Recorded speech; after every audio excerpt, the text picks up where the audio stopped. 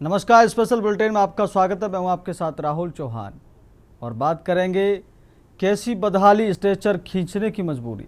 उत्तर प्रदेश के स्वास्थ्य सिस्टम और बेहतर चिकित्सा सुविधाओं के सरकारी दावों की पोल खोलती एक शर्मनाक तस्वीर एटा जनपद से सामने आई है। यहाँ के स्वशासी राज्य चिकित्सा महाविद्यालय का एक वीडियो सोशल मीडिया पर तेजी से वायरल हो रहा है, जिसने अस्पताल प्रशासन की संवेदनहीनता को उजागर कर दिया है। वायरल वीडियो में साफ देखा जा सकता है, इन तस्वीरों को गौर से देखिए।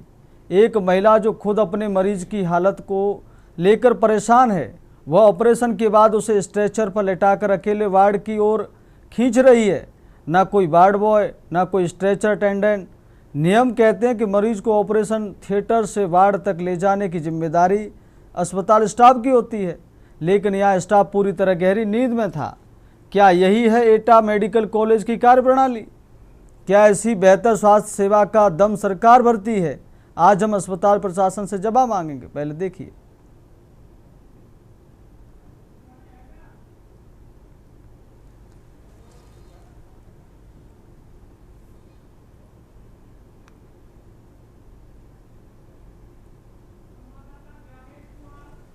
इसी खबर पर एटा से संवाददाता ज्ञानेश कुमार हमारे साथ जुड़ गए हैं। ज्ञानेश, से तस्वीरें जो नज़र आ रही हैं, ऑपरेशन के बाद महिला को खुद जो है ले जाया जा रहा है वार्ड तक, तो कोई अटेंडेंट वहाँ नज़र नहीं आ रहा, कोई वार्ड बॉय नज़र नहीं आ रहा। वीडियो वायरल होने के बाद कुछ कार्रवाई हुई है, क्या कुछ मामला है, जानकारी दीजिए।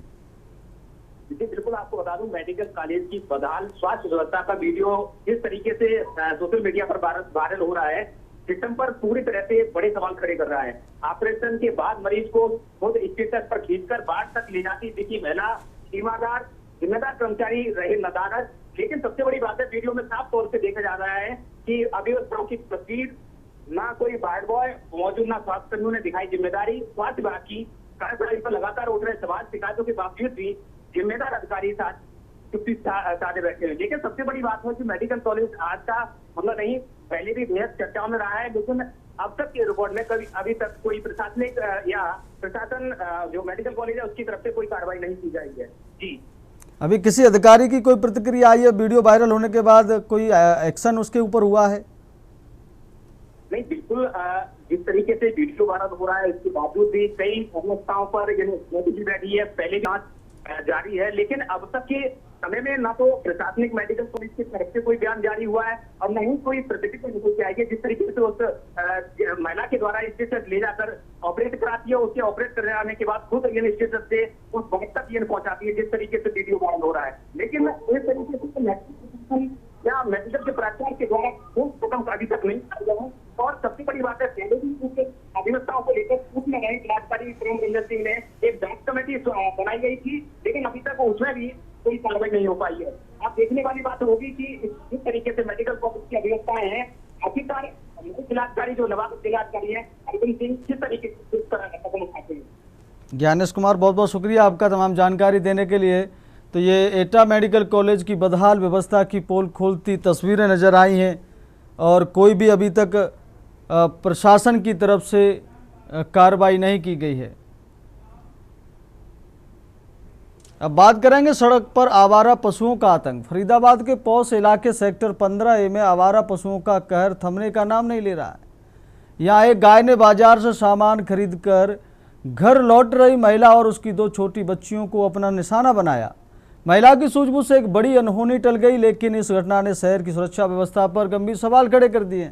सीसीटीवी फुटेज में देखा जा सकता है कि महिला अपनी 2 बच्चियों के साथ पैदल घर की ओर जा रही थी। तभी रास्ते में खड़ी एक गाय ने अचानक छोटी बच्ची को जोरदार टक्कर मारकर जमीन पर गिरा दिया। जैसे ही मां अपनी बच्ची को बचाने के लिए आगे बढ़ी, गाय ने उस पर भी हमला कर दिया। खतरे को भांपते हुए मां ने फुर्ती दिखाई और अपनी दोनों बच्चियों को लेकर वहां से भागकर अपनी जान बचाई। देखिए।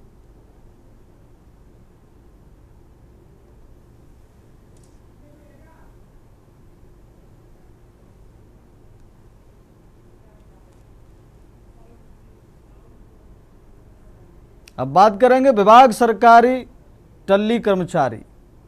छत्तीसगढ़ के राजनांद गांव से एक चौंकाने वाला मामला सामने आया है, जहां महिला एवं बाल विकास विभाग के कार्यालय में एक कर्मचारी ड्यूटी के दौरान नशे की हालत में पाया गया। बताया जा रहा है कि सहायक ग्रेड दो के कर्मचारी की हालत इतनी खराब थी कि वह ठीक से खड़ा भी नहीं हो पा रहा था। घटना के बाद विभाग में हड़कंप मच गया है और आनन फानन में अधिकारियों को सूचना दी गई। फिलहाल मामले में जांच शुरू कर दी गई है। कर्मचारी की पहचान सहायक ग्रेड 2 के रूप में हुई है। घटना के चलते कुछ समय के लिए कार्यालय का कामकाज भी प्रभावित हुआ। विभागीय अधिकारी मौके पर पहुंचे और स्थिति का जायजा लिया। मामले को गंभीरता से लेते हुए अधिकारियों ने जांच के आदेश दे दिए हैं। वहीं स्थानीय लोगों का कहना है कि इस तरह की घटना सरकारी कार्यप्रणाली पर सवाल खड़े करती है।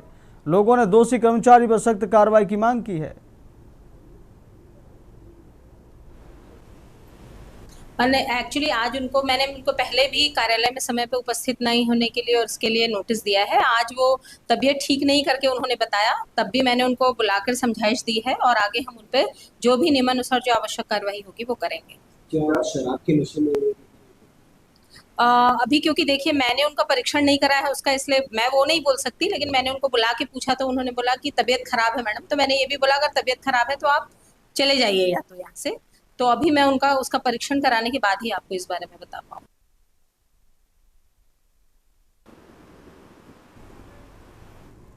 तो यहाँ बोला गया कि उनकी तबीयत खराब थी और अभी जो है हवाला दिया जा रहा है कि रिपोर्ट आने के बाद में ही कुछ कह पाएंगे। महिला एवं बाल विकास विभाग की सरकारी विभाग की जो टल्ली कर्मचारी की तस्वीरें सामने आई, जो वीडियो वायरल हुआ, उसके बाद जिम्मेदार अधिकारियों ने कहा कि अभी रिपोर्ट आने के बाद ही कुछ कह पाएंगे। ये देखिए तस्वीरों में आपको नज़र आ रहा है सरकारी कर्मचारी टल्ली कुर्सी पर आराम से सो रहे हैं ड्यूटी के दौरान।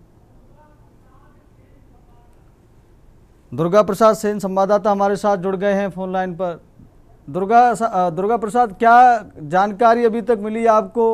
सरकारी कर्मचारी ड्यूटी के दौरान नशे में टल्ली होकर ड्यूटी कर रहे हैं और वहाँ के अधिकारी कह रहे हैं कि रिपोर्ट आने के बाद कुछ हम कह पाएंगे। मैं बताना चाहूंगा जिस तरीके से एक अधिकारी जो ड्यूटी पीरियड में शराब पीते उनका वीडियो खुद डायरेक्ट दिख रहा है, जिसमें लेकिन अधिकारी कहीं न कहीं उसे बचाने का प्रयास किया जा रहा है, क्योंकि जो जिस तरीका से एक विभागीय होता है, जो महिला बाल विकास एक जवाबदारी विभाग होता है, जहाँ पे शराब पीते खुलेआम वहाँ पे दिख रहा है।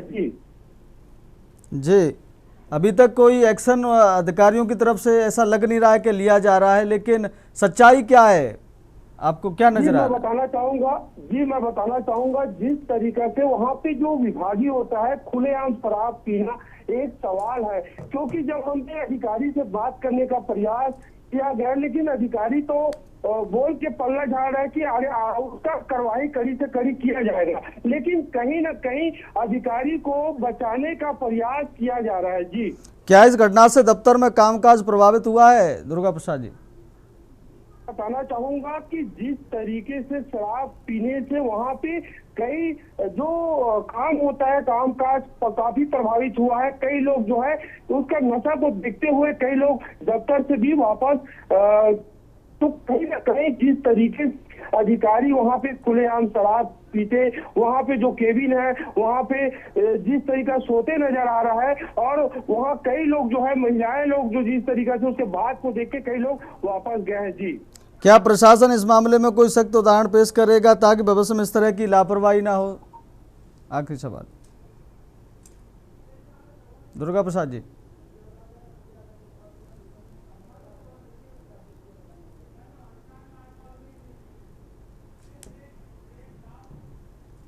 अब वक्त हो गया छोटे से ब्रेक का। ब्रेक के बाद बात करेंगे पत्रकार पर जानलेवा हमला। आप देख रहे हैं के न्यूज खबरों का। ब्रेक के बाद फिर आपका बहुत स्वागत है और बात करेंगे पत्रकार पर जानलेवा हमला। रायबरेली के लालगंज कोतवाली क्षेत्र के वोलोली के पास बाइक सवार बदमाशों ने पत्रकार अभिषेक वाजपेयी पर जानलेवा हमला कर सनसनी फैला दी। हमलावरों ने बेहद सातिराना तरीके से पत्रकार को फोन कर किसी खबर के बहाने से बुलाया और फिर उन पर टूट पड़े।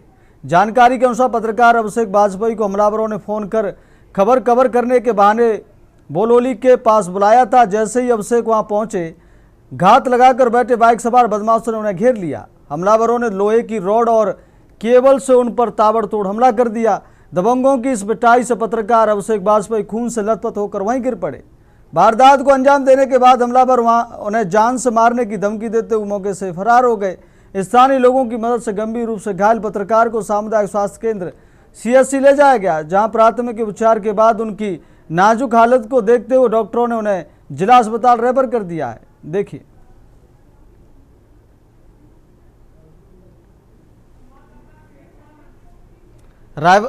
इसी खबर पर हमारे साथ रायबरेली से संवाददाता केशवानंद जुड़ गए हैं। केशवानंद, क्या कुछ मामला है? पत्रकार को खबर के बहाने से बुलाया गया था, फिर उसके बाद उसको पीटा गया, अभी क्या उसकी स्थिति है और क्या कुछ कार्रवाई इसके ऊपर हुई है? देखिए, पूरा मामला रायबरेली जिले के लालगंज कोतवाली क्षेत्र का है, जहां पे पत्रकार अभिषेक वाजपेयी को कवरेज करने के लिए कुछ बदमाशों के द्वारा बुलाया जाता है। जब वो मौके पर पहुंचते हैं तो बदमाशों के द्वारा जो है उनके ऊपर जानलेवा हमला कर दिया जाता है। बताया जा रहा है कि लोहे की राख से जो है उनकी जम करके पिटाई की गई, जिसके बाद वो गंभीर रूप से घायल हो गए हैं, जिन्हें लालगंज CSC में इलाज कराया गया। उसके बाद उन्हें रायबरेली जिला अस्पताल के लिए रेफर कर दिया गया, जहाँ पे उनको डॉक्टरों के द्वारा इलाज किया जा रहा है। उनकी हालत नाजुक बनी हुई है। वही इस पूरे मामले को लेकर के जब रायबरेली पुलिस की से बात की गई तो उनका कहना है कि इस पूरे मामले की जांच कर कार्रवाई की जाएगी। वही फिलहाल इस पूरे मामले को लेकर के जो है पुलिस ने मुकदमा दर्ज कर लिया और कार्रवाई की बात कह रही है। जी केशवानंद, बहुत बहुत धन्यवाद, शुक्रिया आपका तमाम जानकारी देने के लिए। तो खबर के बहाने से बुलाया पत्रकार को, उसको रॉड से और तारों से पीटा गया, उसके बाद उसकी हालत नाजुक बनी हुई है और जिला अस्पताल में उसका इलाज चल रहा है।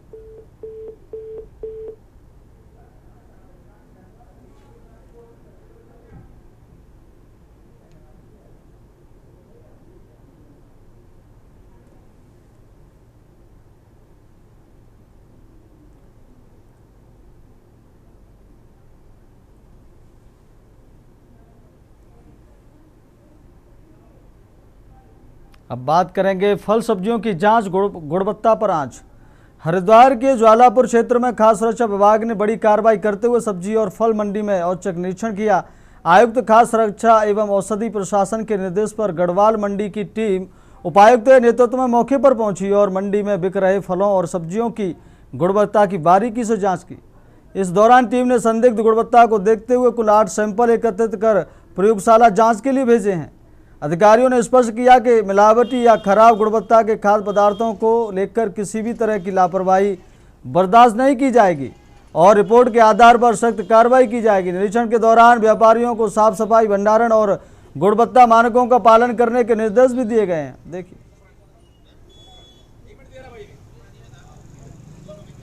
देखिए, आयुक्त महोदय ने स्पष्ट निर्देश दिए हैं कि कोई भी खाद्य पदार्थ आर्टिफिशियल केमिकल से ना बनाया जाए। इसी क्रम में आज जो है ज्वालापुर मंडी का FDA हरिद्वार के साथ मिलकर के एक निरीक्षण किया गया। मौके से हमने आम, सेब, केला, तरबूज इनके जो फल है इनके नमूने जांच हेतु लिए हैं। अगर इनमें किसी भी प्रकार की कोई कमी पाई जाती है या खाद्य सुरक्षा मानक अधिनियम का उल्लंघन पाया जाता है तो सक्षम धाराओं में उनके खिलाफ मुकदमा दायर किया जाएगा और सक्षम न्यायालय में ही ये अभियोग पंजीकृत किया जाएगा।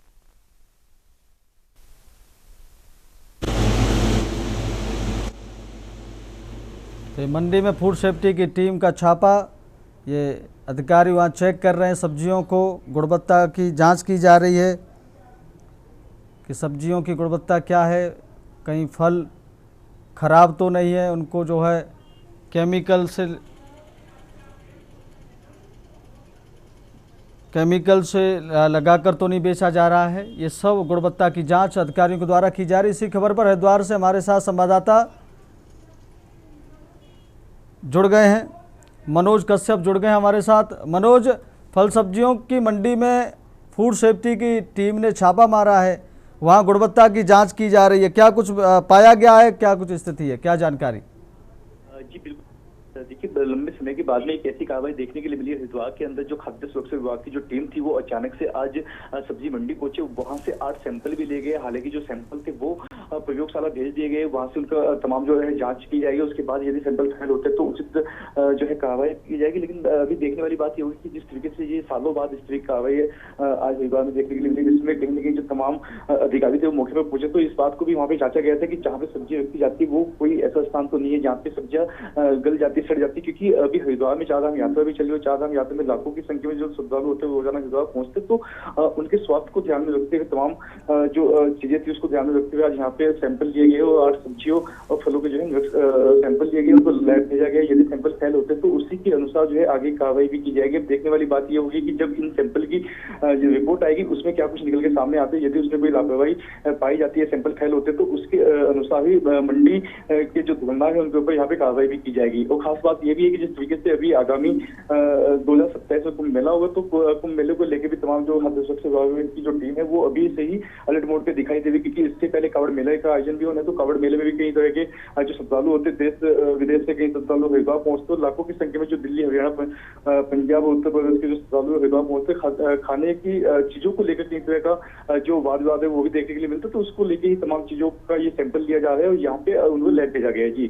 जी मनोज कश्यप, बहुत बहुत शुक्रिया आपका, बहुत बहुत धन्यवाद तमाम जानकारी देने के लिए।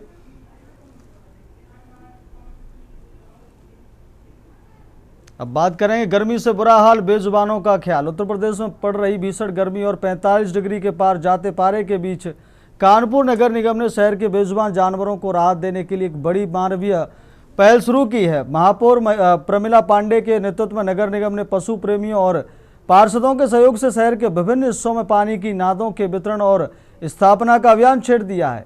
आपको बता दें कि अक्सर देखा जाता है कि गर्मियों में नगर निगम का पूरा ध्यान केवल आवारा मवेशियों के प्रबंधन पर रहता है, लेकिन इस बार नगर निगम ने उनकी मूलभूत जरूरतों विशेषकर पेयजल पर ध्यान केंद्रित किया है। अभियान का मुख्य उद्देश्य गली मोहल्लों में भटकने वाले आवारा कुत्तों, गायों और अन्य पशुओं को पानी उपलब्ध कराना है ताकि वे हीट वेव और डिहाइड्रेशन का शिकार ना हो। बेटा हमारा ये हमारे जो गाय हैं और उनके बच्चे हैं, अगर वो सड़क पर हैं तो ये इन जुओं के जो बच्चे हैं ये हमारे नगर निगम से ले जाते हैं और उनकी पूरी सेवा करते हैं। मेरा सिर्फ सेवा करना हमारा धर्म है और मैं सर्दियों में भी और अब इस आदमी के लिए तो सबके लिए हमने पानी की व्यवस्था, प्याऊ की व्यवस्था किया है, लेकिन आज तो सबसे बड़ी व्यवस्था है हमारे गौ माता के लिए, वो आज है। तो सच्ची सेवा है। मैं अपने डॉक्टर साहब को तहे दिल से धन्यवाद देना चाहती हूँ। फिलहाल स्पेशल बुलेटिन मेरे साथ इतना ही, बने रहिए, मुझे इजाजत।